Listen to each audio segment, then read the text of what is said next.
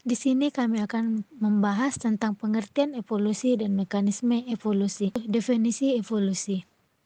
Perubahan yang terjadi pada makhluk hidup atau struktur tubuh yang terjadi dalam waktu yang lama dan berlangsung secara perlahan-lahan atau berangsur-angsur.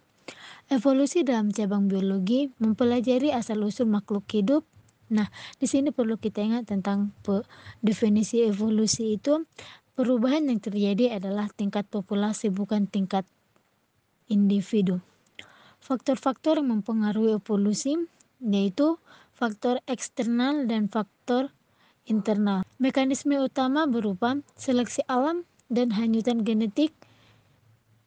Seleksi alam. Seleksi alam adalah proses yang menyebabkan sifat terwaris yang berguna untuk keberlangsungan hidup dan reproduksi organisme menjadi lebih umum dan dalam satu populasi, atau sifat yang merugikan berkurang. Hanyutan genetik. Hanyutan genetik adalah proses pembebasan yang menghasilkan perubahan acak pada frekuensi sifat suatu populasi.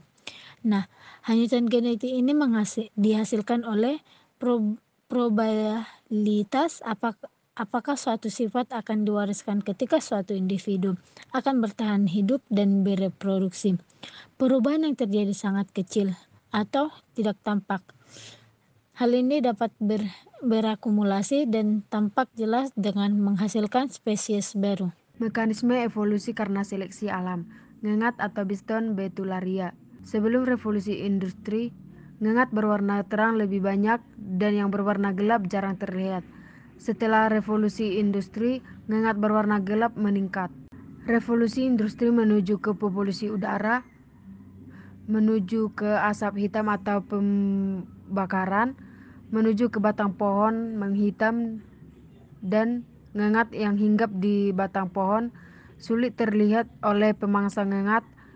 Ngengat atau gelap survive bertahan hidup dan lanjut kepada lebih adaptif. Faktor-faktor yang mempengaruhi mekanisme evolusi. Yang pertama, mutasi, yaitu menyebabkan perubahan frekuensi gen sehingga mempengaruhi fenotip dan genotip.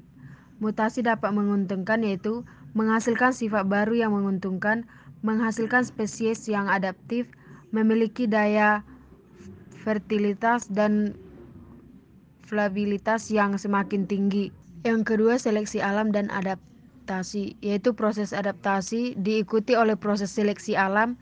Individu yang mampu beradaptasi akan bertahan hidup. Yang ketiga, aliran gen, yaitu terjadi perpindahan alel di antara populasi-populasi melalui migrasi dan individu yang kawin.